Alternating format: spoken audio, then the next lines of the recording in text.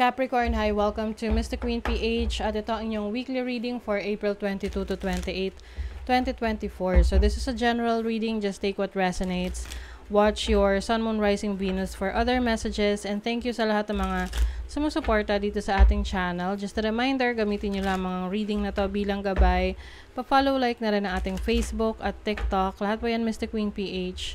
Like, share, subscribe, turn on post notifications para lagi kayong updated sa ating mga readings. And if you're interested in private reading, meron tayong link sa description at sa pinned comment. Ayan, paki-check nyo na lang. Okay, Capricorn. Let's see. Ano ang ganap sa inyo ngayong week na ito sa mga Capricorn?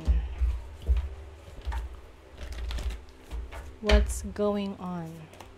Uy, ganda naman. Oh. Jupiter abundance. Yes, money is coming. Kung ano man yung mga pangangailangan nyo for this week, lahat yan ay provided para sa inyo. Yes, you are attracting prosperity. There's expansion. There's good luck. Yung iba kung kayo ay merong ang inyong career or trabaho may kinalaman sa agriculture, pagtatanim, no? Farming. Ayan, maganda ang inyong ani. You also have the 6th house, which is about sustainability. 6th house is your daily routine, your health. So, maari ngayon, nagfo-focus ka rin sa iyong kalusugan, gusto mo na healthy living ka. Ayan, you are aligning your chakras. Maaring may mga activities or routines ka na nagiging talagang sinusunod mo, no? Yung mga routines na yan para sa ikaayos ng iyong kalusugan. Let's say, pag-exercise, pagkain ng tama, mga ganyan. Uy, Sun, you have a lot of power. Ayan. And the Sun is also about energy. So, marami kang energy this week. Pwedeng marami kang gagawin, marami kang aayusin. So, yung iba, you are also recovering from an illness. Kung nagkasakit kayo nung nakaraan, ayan, makaka-recover na kayo.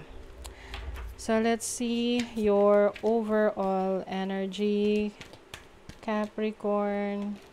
You have the 3 of Wands. So, ang ganda naman as an overall energy kasi ito ay about growth.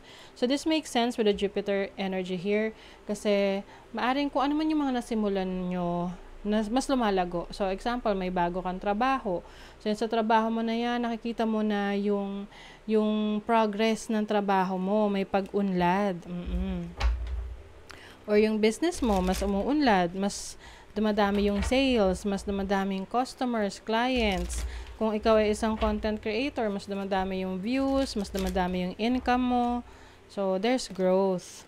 You have the 8 of Cups. Maaring meron kang kailangang iwanan or kailangang parang talikuran, no? Pwedeng isang dating pinagkakakitaan or trabaho na sa tingin mo is hindi na in alignment sa mga goals mo, no? Yung tipong hindi na niya kaya na i-fulfill yung iyong mga pangarap. Let's say, for example, meron kang trabaho na 8 hours a day ka magtatrabaho, pero aside from that, meron pang travel yan, 'di ba?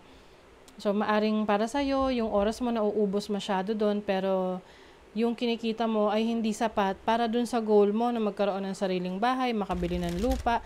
So, iba sa inyo, naghahanap kayo ng ibang option para pagkakitaan. Okay? Yung iba, kailangan yung talikuran kahit na okay naman yung trabaho na yun. Kaya lang, sa tingin nyo, hindi siya sapat.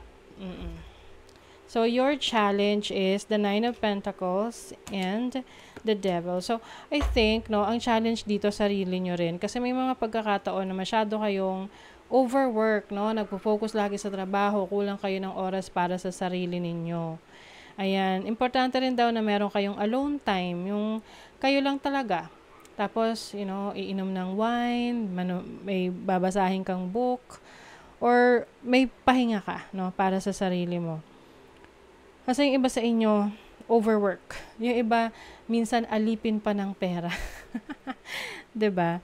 So, yan yung challenge sa inyo kung paano nyo rin maiiwasan yung mga unhealthy habits. Yung iba, nagpupuyat masyado para sa trabaho, or yung iba, nagpupuyat para mag-relax, no? Minsan kasi ganon na lalo na kung ikaw ay parent na, no, o lalo na yung mga mothers, kasi meron ka pang inaalaga ang anak, tapos pagtulog na sila, saka ka lang nagkakaroon ng oras at panahon sa sarili mo.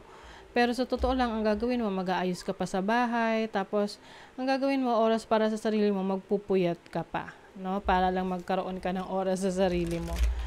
So mahirap talaga, but you have to manage your time. Kumbaga, have someone with you na nakakaintindi sa yung situation.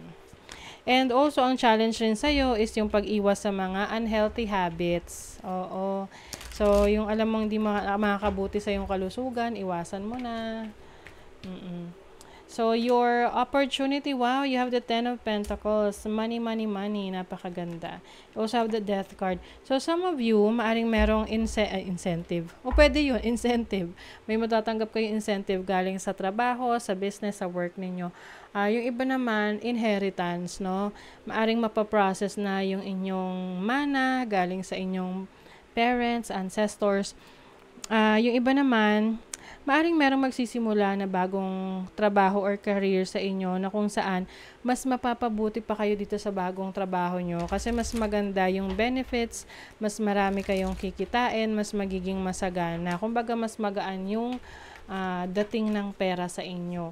So, kumbaga, huwag kayong matakot na mag-let go ng isang career, trabaho na sa tingin nyo, hindi na kayo naunlad dun, no? Para may oras kayo at panahon na hanapin kung saan kayo mas magiging masaya, kung saan mas may pag-unlad, may paglago, 'di ba?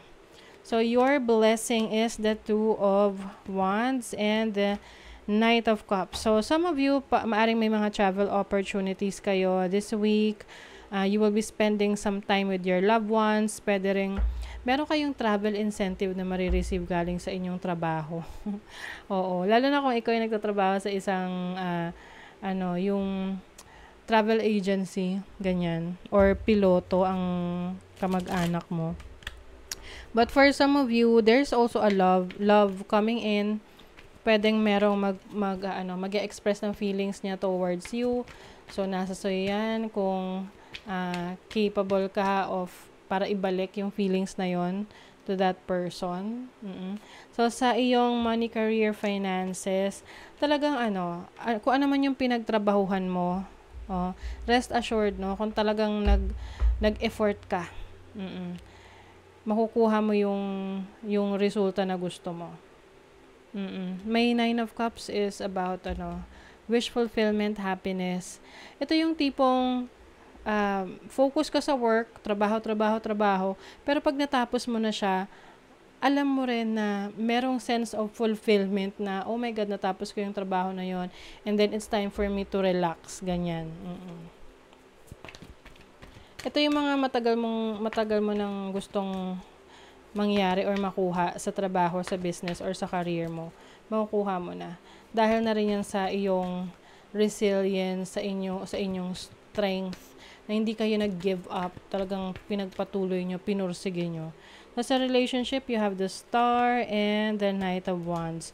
So, the Star is about healing. So, yung iba sa inyo, yung mga past energy, relationships na alam nyong kailangan nyo nang i-heal, ayusin, continuously you are healing from that. And makakatulong yan sa inyo in embracing a new person in your life, no, kung kayo ay single pa.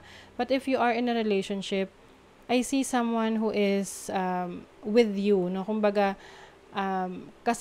kasama mo, sumusuporta sa'yo sa mga pangarap mo, sa mga gusto mong gawin. Some of you are dealing with Aquarius or a fire sign, Aries, Leo, or Sagittarius. Very supportive ang person mo.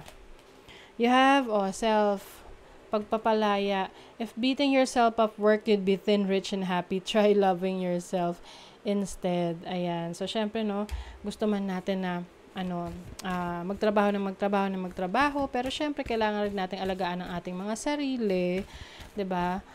Para sa kalusugan natin, kasi kung hindi tayo healthy, hindi tayo magiging productive. Hindi rin natin magagawa yung ating mga gustong gawin, 'di ba? You also have power. The ability to suck it up is not a superpower. Saying no is own your power. Yes. You know how to say no. Kapag ayaw mo, sa tingin mo, it's not a good deal, hindi mo tatanggapin. It's about you na gusto mo, nag-enjoy ka sa ginagawa mo. At the same time, nag-grow ka and kumikita ka. Okay? So, that is your reading, Capricorn. Thank you so much. Bye!